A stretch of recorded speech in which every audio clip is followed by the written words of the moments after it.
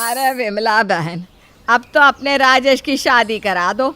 30 साल का हो गया है। अगर अब शादी नहीं हुई ना तो बूढ़ा हो जाएगा, फिर कौन करेगा उससे शादी। बात तो तू सही कह रही है कमला, लेकिन कोई लड़की ही नहीं मिलती उस तरह की।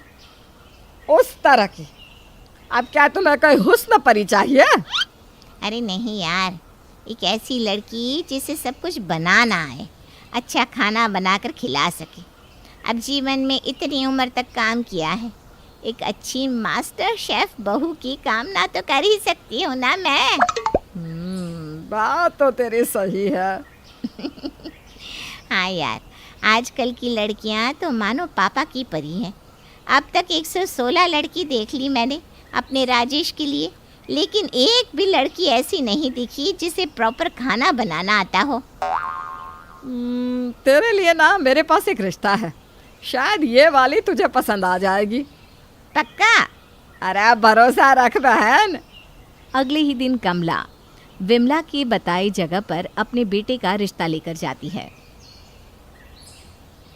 आइए आइए बहन जी, स्वागत है आपका। हाँ वो सब तो ठीक है, लड़की कहाँ है? अब वो बस तैयार होने गई है।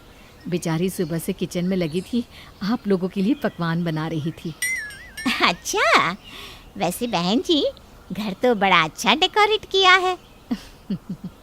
हाँ जी बहन जी, वो देखो वो आ गई मेरी बेटी सुहाना। तभी सुहाना सामने से चाय लेकर आती है और सभी को चाय नाश्ता देती है। ये मठरी तो बड़ी स्वादिष्ट है।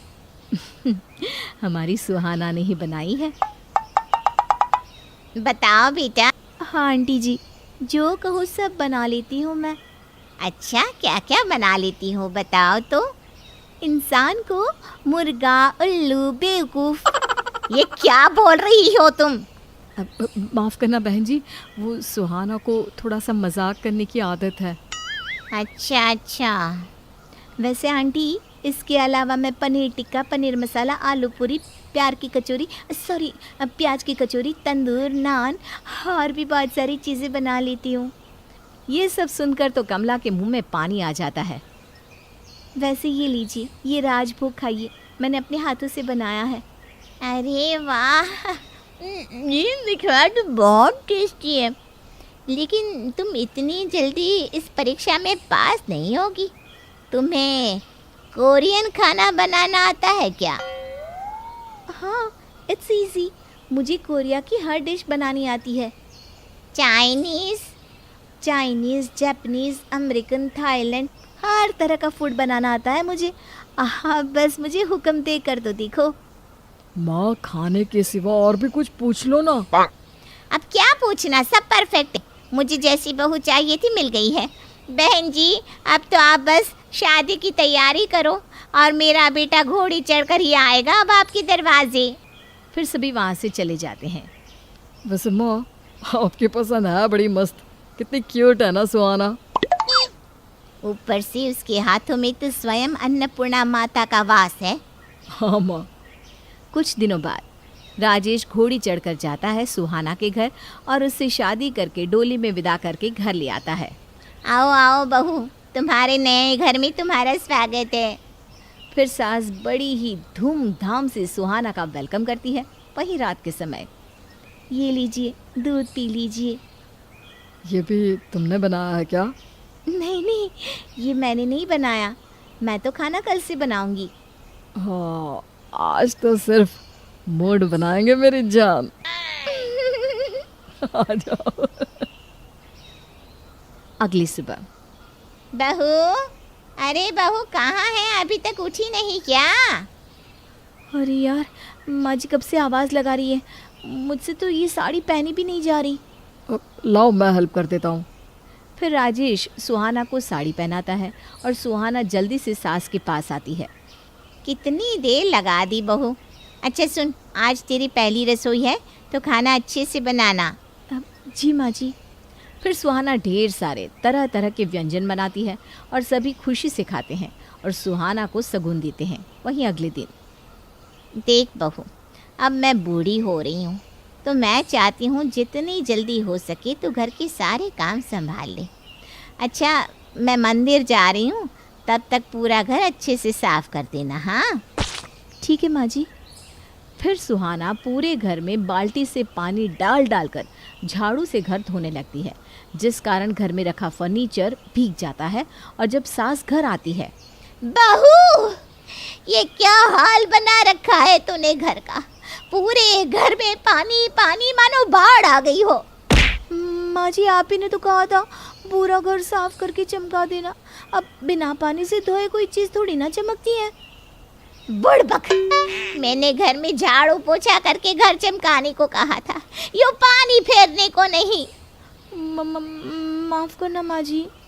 बेचारी कमला, बहू तो घर में पानी फैलाकर चली जाती है रसोई में। अब अकेले कमला जी पूरे घर में फैला पानी साफ करती है, वहीं दोपहर को। बहू, शादी ब्याह के कारण घर के सारे बिस्तर गंदे हो गए हैं, तो उसे धुलकर धूप में सुखा देना। बिस्तर धुलकर सुखाना है? ठीक है माँ जी, हो जाएगा। फिर बहू सारे बिस्तर धोने चली जाती है। शाम हो गई, बहू दोपहर से कहीं दिखाई नहीं दे रही। कहाँ गई ये लड़की? और ये निरमा की इतनी खुशबू कहाँ से आ रही है? तभी कमला देखती है कि घर का बाथरूम पूरी तरह झाग से भरा हुआ है। अरे इतना सारा झाग यहाँ कैसे? सुहाना बहू, सुहाना कहाँ है? माँ जी मैं तो यही हूँ। यहाँ कहाँ? यहाँ तो पूरा झाग ही झाग है। तभी सुहाना झाग हटाकर बाहर आती है। ये क्या है बहू ये सब? आप ही ने तो कहा था बिस्तर धुलने को, दोपहर से धुल रही हूँ मैं। करम जली, बिस्तर धुल रही है या झाग की होली खेल रही है बाथरूम में? माफ करना माँ जी, मुझे बिस्तर धुलने नहीं आता है। बेटी, घर में वॉशिंग मशीन नाम की भी एक चीज़ है, जिसमें हर चीज़ आसानी से धुल जाती है। अच्छा ठीक है माँ जी, अगली बार से ना मैं वॉशिंग मशीन में ही धुलूंगी। अब जल्दी से ये कपड़े बदल कर किचन में जा, खाना बना। अरे देख कितनी भीग गई है। फिर बहू सास के लिए खाना बनाती है। वाह, कुछ भी कहो बहू, तेरे हाथ का खाना खा के ना वैकुंठ का सुख मिल जाता है। सच में बहुत ही लाजवाब खाना बनाया है। शुक्रिया जी। अच्छा सुन बहू, सारे जूठे बर्तन रात में ही धुल कर रख देना। वो क्या है ना, रसोई जूठी पड़ी रहती है तो भगवान नाराज़ होते हैं। ठीक है माँ जी। सुहाना खाने के बाद सारे जूठे बर्तन धुलने चली जाती है।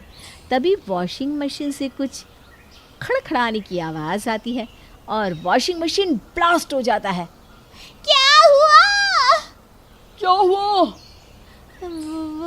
Washing machine. कैसे?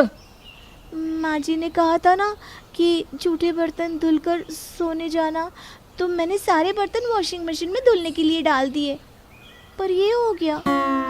अरे बैल बुद्धि, मैंने ये कब कहा कि बर्तन वॉशिंग मशीन में धुलते हैं? ये कपड़ों के लिए होती है। आपने तो मुझे ये नहीं बताया। आपने तो बस इतना कहा था कि कोई भी चीज़ धुलनी हो तो वॉशिंग मशीन में डाल देना। आपकी वजह से मेरे मायके से आया हुआ महंगा वाला क्रॉकरी का सेट भी टूट गया। और मुझे जो हजारों का फटका लगा दिया तूने, वो। छोड़ो माँ, जाने दो ना, नादान है ये अभी। मुझे तो लगता है इसे कुछ आता ही नहीं, सारे काम उल्टे कर रही है जब से आई है। सॉरी ना माँ जी, अब से मैं सारे काम अच्छे से करूँगी। जिसके बाद सभी सोने चले जाते हैं। ऐसे ही बहू हमेशा खाना बनाने के सिवा सारे काम उल्टे पुल्टे करती रहती। झाड़ू ज़मीन पर लगाना हो तो घर के सामान को झाड़ू से साफ कर देती। फिर एक दिन, माँ मैं जो नया घर ले रहा हूँ ना, उसकी बुकिंग कंफर्म हो गई। अरे वाह, ठीक है, फिर कल ही जाके रजिस्ट्री करा लेते हैं। तू और बहू अपने नाम करा लो, मेरी तो अब उम्र हो गई है, मैं करूँगी भी क्या। ठीक है माँ। अगले दिन, सुहाना इस पेपर पर सिग्नेचर कर दो। वो स्याही नहीं है क्या जी? क्योंकि हम तो अंगूठा लगाते हैं। बहू, अंगूठा तो अनपढ़ लोग लगाते हैं। तो हम अनपढ़ ही तो हैं। पूछा नहीं था क्या हमारी अम्मा से? तू अनपढ़ है? हाँ, हमको तो खाना बनाने के सिवा कोई काम नहीं आता। वो तो हम कोशिश कर रहे थे कि सब काम कर लें ताकि आपकी डांट ना पड़े। और तेरे कारण मुझे डबल काम करने पड़ते हैं। तेरी माँ ने हमें धोखा दे के ठीक नहीं किया। पढ़ा लिखा लड़का देखकर बांध दी अपनी अनपढ़ बेटी मेरे बेटे के गले। आप भी तो बस खाने के बारे में पूछी जा रही थी उस दिन, बाकी आपने कुछ पूछा नहीं तो माँ ने बताया नहीं। देखा माँ, इसीलिए कह रहा था कि पूछ लो, लेकिन आप ही ने कुछ नहीं पूछा। बेचारी कमला जी, खाना बनाना आता है, पूछने के चक्कर में यही पूछना भूल गई। पढ़ी लिखी तो हो ना, हर काम आता है ना। खैर, अब पछताए होत क्या जब चिड़िया चुग गई खेत। मम्मी मम्मी, क्यों रो रहा है मेरा बेटा? क्या हुआ पीयूष? आज फिर स्कूल में सबने पूछा कि मेरे पापा कौन है और चिढ़ाने लगे। मैं स्कूल नहीं जाऊंगा मम्मी।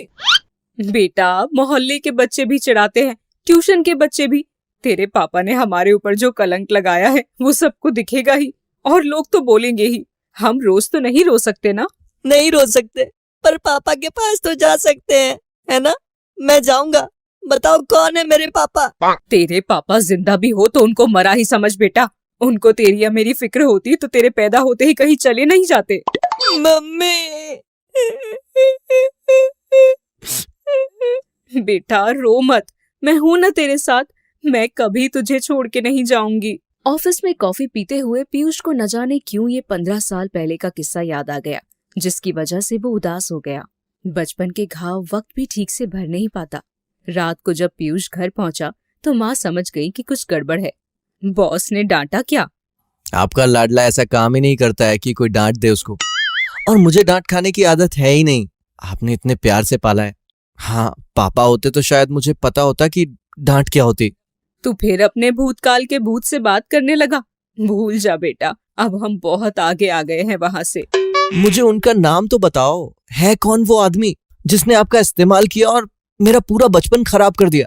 क्या कर लेगा तू? मना लेगा यहाँ रहने के लिए उनको? शायद। मुझे नहीं पता बेटा, खाना खा ले और मुझे भी खाने दे। पीयूष माँ के साथ आधे मन से खाना खाने तो बैठ जाता है, पर उसके दिमाग में यही चल रहा होता है कि उसके पापा आखिर हैं कौन। वो खाने के बाद अपने पापा से जुड़ी कोई निशानी ढूंढने लगता है और मम्मी का एक पुराना सूटकेस उसके हाथ लगता है, जिसमें एक पुराना फोटो एल्बम होता है। इसमें तो एक भी फोटो नहीं है। वो एल्बम वापस रख देता है। तभी उसके दिमाग में कुछ आता है और वो सारे फोटोज नीचे खसका के देखता है। तभी एक फोटो के पीछे से एक दूसरा फोटो निकलता है, जिसमें उसकी माँ के साथ एक आदमी है, उसके पापा। ये तो शहर के बिजनेसमैन रावत साहब जैसा लग रहा है। वो ऑफिस में अपने एक दोस्त को फोटो दिखाता है। हाँ बे, ये तो रावत साहब जैसा ही लग रहा है, पर उसने तो कभी शादी नहीं की। एक नंबर का यश था हमेशा से। शादी क्यों नहीं की? शायद वादा किया हो शादी का और अय्याशी करके चला गया हो। ए डिटेक्टिव गोपीचंद, कुछ भी कहानी मत बना। सोच के तो देख जरा। मैं यही सोच पा रहा हूं कि अगर ये तेरा बाप निकला तो तू माला माल है। ये कंपनी खरीद लेना सबसे पहले और मुझे मैनेजर बना देना। अबे, मैं अपना बाप ढूंढ रहा हूं और तू अपने अवसर ढूंढ रहा है। मम्मी से पूछ के देख। मम्मी नहीं बताएंगी। तो फिर क्या तू भी वही सोच रहा है जो मैं सोच रहा हूं? हाँ। किससे मिलना है? रावत साहब से। वो किसी से नहीं मिल रहे। साहब बहुत दिन से बीमार हैं। पता नहीं कैसे ठीक होंगे हमारे साहब। अरे हम दवा लेकर आए हैं गांव से। रावत साहब के बहुत एहसान है हम पर। अच्छा, वो ऊपर सो रहे हैं, कमरे में चले जाओ। भगवान करे आपकी दवाई काम कर जाए। पीयूष के दोस्त की चतुराई काम आती है और दोनों रावत साहब के सामने होते हैं, जो बिस्तर पर लेटे हुए हैं। कौन? ये फोटो देखी है पहले? हाँ देखी है। मैं ही हूँ। और ये औरत? मेरी पत्नी हो सकती थी, पर उसी दिन मेरी लॉटरी निकल गई और मैं शहर भाग गया और पैसा बनाने के लिए। उसको प्रेग्नेंट छोड़ के? मैंने उसको पैसे भेजे थे बच्चा गिराने के लिए। लेकिन बच्चा आपके सामने खड़ा है। तुम इसके बेटे हो, यानी मेरे बेटे। क्या नाम है तुम्हारा? मुझे मेरे बाप का नाम नहीं पता था। तुमको अपने बेटे का नाम भी पता नहीं चलेगा। बेटा, अब जब मैं बूढ़ा हुआ हूं तो मुझे समझ आया कि परिवार क्या होता है। मैं तुमको कब से ढूंढ रहा था। और मैं भी। बेटा, तुम्हारी माँ जिंदा तो है ना, उसके साथ यहाँ आ जाओ। आपने मेरा बचपन खराब कर दिया था, मैं आपका बुढ़ापा खराब करूंगा। अब ये सोचो कि हम दोनों आपके बिना जिंदा भी हैं और खुश भी। पापा। ये कहते हुए पीयूष आंखों में आंसू मगर चेहरे पर गुस्सा लिए वहाँ से निकल जाता है और रावत साहब गिड़गिड़ा कर रो रहे होते हैं। बेटे रुक जाओ, सुनो तो। शाम को पीयूष घर देर से पहुँचता है। कहाँ था तू? किसी से मिलना था, पुराना हिसाब चुकाने के लिए। फिर? चुका दिया। मामा जी के जाने के बाद सुमित ने अंजलि को अकेले में बुलाकर उससे पूछा, क्या बात है अंजलि, तुमने मामा जी से ऐसा क्यों कहा कि नाना तुम्हारा ख्याल नहीं रखती? भैया, आप तो हमेशा भाभी का साथ देते हैं। अब देखिए ना, मुझे लैपटॉप चाहिए था तो भाभी ने अपनी ज्वेलरी वाली फरमाइश आपके सामने रख दी। मैं कोई भी कपड़े पहनकर घर से बाहर जाती हूँ तो उसमें भी उनको प्रॉब्लम होती है। ऐसी बात नहीं है अंजलि, तुम गलत समझ रही हो। नैना तुमसे बहुत प्यार करती है। अगर मैं तुम्हारा भाई हूँ तो वो तुम्हारी भाभी। तुम्हें इस तरह किसी के सामने उसकी शिकायत नहीं करनी चाहिए थी। अरे मामा जी हमारे घर के हैं, मैंने कौन से पड़ोसियों से जाकर भाभी की शिकायत कर दी। भैया, आप तो कम से कम मुझसे इस तरह से बात मत कीजिए। अच्छा ठीक है अंजलि, देखो तुम मेरी छोटी बहन हो और मैं तुमसे बहुत प्यार करता हूँ। मैं बस ये चाहता हूँ कि तुम आगे से कभी ऐसी कोई गलती ना करो। ठीक है भैया, ध्यान रखूंगी। कुछ दिनों के बाद अंजलि सुमित और नैना के कमरे में आती है। वो उनसे कोई बात करना चाहती थी लेकिन उसके चेहरे से लग रहा था जिससे शायद वो बात कह नहीं पा रही थी। क्या बात है अंजलि, इतनी परेशान क्यों लग रही हो? आपने भैया भाभी को नहीं बताओगी क्या? वो बात नहीं है भाभी, बात ही कुछ ऐसी है कि समझ में नहीं आ रहा आपसे कैसे कहूँ। क्या हुआ अंजलि, क्या बात है, कोई परेशानी है क्या? नहीं भैया, वो बात यह है भैया कि मेरी कॉलेज में एक राहुल नाम का लड़का पढ़ता है। वो मुझे बहुत पसंद है और मैं उससे शादी करना चाहती हूँ। अरे तो इसमें परेशान होने वाली क्या बात है। लेकिन बस इतना ज़रूर कहूँगी कि एक बार पहले हम राहुल से मिलना चाहते हैं। तुम्हारी भाभी ठीक कह रही है अंजलि, उस लड़के से एक बार तुम हमें मिलवाओ। अगर लगेगा कि वो तुम्हारे लायक है तो हम ज़रूर तुम्हारी शादी उससे करवा देंगे। अरे भैया, लायक की तो बात ही मत करिए। बहुत पैसे वाले घर का लड़का है और देखने में भी बहुत स्मार्ट है। आपको एक ही बार में पसंद आ जाएगा। देखो अंजलि, ऐसा ज़रूरी नहीं कि जो लड़का बहुत पैसे वाले घर से हो वो खुद भी बहुत अच्छा हो। इसलिए मैं बस इतना ही कहूँगी कि एक बार तुम हम लोगों को उससे मिलवा दो। ओहो भाभी, आपको ना हर बात में नखरे दिखाने की आदत है। आपको कोई चीज़ ऐसे ही पसंद आती कहाँ है? ऐसी बात नहीं है अंजलि, मैंने तुम्हें पहले भी समझाने की कोशिश की थी कि नैना तुम्हारे अच्छे के लिए कह रही है। ठीक है ठीक है, अगर ऐसी बात है तो मैं कल ही राहुल को लेकर घर आती हूँ। अगले दिन शाम के वक्त, भैया ये राहुल है, हम दोनों एक दूसरे को बहुत पसंद करते हैं। बताओ राहुल, तुम्हारी आने वाली ज़िंदगी को लेकर तुम्हारे क्या प्लान हैं? तुम कहीं जॉब करते हो या फिर अपने पापा का बिजनेस संभालने वाले हो? अभी इस बारे में मैंने कुछ सोचा नहीं है, जो होगा देखा जाएगा। लेकिन इस तरह से ज़िंदगी नहीं चलती। शादी के लिए तुम्हारा सेटल होना बहुत ज़रूरी है। ओहो भाभी, आप भी ना हर चीज़ में नखरे लगाती हो। राहुल कह रहा है ना वो कुछ ना कुछ कर लेगा, और वैसे भी उसे पैसों की कोई कमी तो है नहीं। देखो अंजलि, बात को समझने की कोशिश करो। इससे पहले कि हम तुम्हारी शादी की बात राहुल के साथ फाइनल करें, उसका खुद का कोई काम शुरू करना बहुत ज़रूरी है। अंजलि, तुमने मेरी इंसल्ट करने के लिए यहाँ बुलाया था क्या? अगर तुम्हें पता था कि तुम्हारी भाभी मुझे पसंद नहीं करने वाली है तो मुझे बुलाने की क्या जरूरत थी? ऐसी कोई बात नहीं है राहुल, मेरी बात समझने की कोशिश करो। तुम खुद ही देख लो अंजलि, ये किस तरह से बात कर रहा है। हमने इसकी कोई इंसल्ट नहीं की है। अगर हम इसे सही बात समझाने की कोशिश कर रहे हैं तो इसे सुननी चाहिए। अगर इसका बिहेवियर अभी ऐसा है तो सोचो शादी के बाद कैसा होगा। नैना ठीक कह रही है अंजलि, तुम बात समझने की कोशिश करो। जानते हो राहुल, भाभी को ना मुझसे बहुत प्रॉब्लम है। वो तो बस चाहती हैं कि किसी गरीब घर में मेरी शादी हो जाए ताकि उनको ज़्यादा पैसे खर्च ना करने पड़े, और भैया का सारा पैसा सिर्फ उनको मज़े उड़ाने के लिए मिल जाए। ये तुम किस तरह से बात कर रही हो अंजलि? नैना तुम्हारी भाभी है और किसी बाहर वाले के सामने इस तरह से बात करना अच्छी बात नहीं है। वो बाहर वाला नहीं है भैया, मैं उससे शादी करने वाली हूँ। तुम्हारी फैमिली में इतनी सारी प्रॉब्लम्स है, अगर मुझे पता होता तो मैं यहाँ कभी नहीं आता। फैमिली में कोई प्रॉब्लम नहीं है, प्रॉब्लम बस भाभी के साथ है। वो तो मुझे इस घर से निकलवाना चाहती है। इतना अच्छा लड़का मुझे कैसे मिल गया, इस बात से उन्हें बहुत प्रॉब्लम हो रही होगी। कुछ देर के बाद राहुल वहाँ से चला जाता है, लेकिन अंजलि का बिहेवियर सुमित को बिल्कुल भी अच्छा नहीं लगता। उसे इस बात से बहुत तकलीफ होती है कि उसकी छोटी बहन नैना उसके बारे में ऐसा ख्याल अपने दिमाग में रखती है। सुमित अंजलि को समझाने की बहुत कोशिश करता है, लेकिन उस दिन के बाद अंजलि नैना से बात तक करना बंद कर देती है और उसे हर बात में परेशान करना शुरू कर देती है। इस तरह कुछ दिन बीत जाते हैं और लगभग 4-5 दिन के बाद एक दिन सुमित घर आता है और अपना मोबाइल ऑन करके उसकी स्क्रीन पर कुछ फोटोज अंजलि को दिखाते हुए कहता है, तुम्हें कुछ दिखाना चाहता हूँ अंजलि, जरा देखो तो मेरे फोन में क्या है। मेरा कुछ भी देखने का मूड नहीं है भैया, पहले ही आपकी बीवी की वजह से मेरी पूरी लाइफ खराब हो गई। आपके फ़ोन में मुझे कुछ भी देखने में कोई इंटरेस्ट नहीं है। नैना की वजह से तुम्हारी जिंदगी बर्बाद नहीं हुई, लेकिन बर्बाद होने से बच गई है। एक बार देखो तो सही।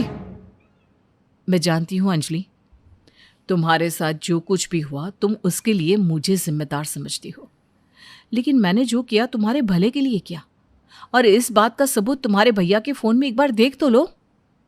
अच्छा, दिखाइए, आखिर ऐसा क्या है इस मोबाइल फ़ोन में? राहुल की करतूत का वीडियो है। जरा देखो अंजलि, कितनी लड़कियों के साथ घूमता फिरता है तुम्हारा पैसे वाला राहुल। और ये बात मैं पहले से जानती थी। उस दिन मैंने इस लड़के से ज़्यादा अच्छे से बात नहीं की, लेकिन ये बात मैं तुम्हें सीधे सीधे कह देती तो तुम मेरी बात कभी नहीं मानती। अंजलि ने जैसे ही उस वीडियो को देखा, राहुल की सारी हरकतें उसकी आंखों के सामने आ गई और ये देखकर वो हैरान रह गई कि वो जिसे इतना अच्छा लड़का मानती थी, वो वाकई में एक बिगड़ा हुआ आवारा लड़का था।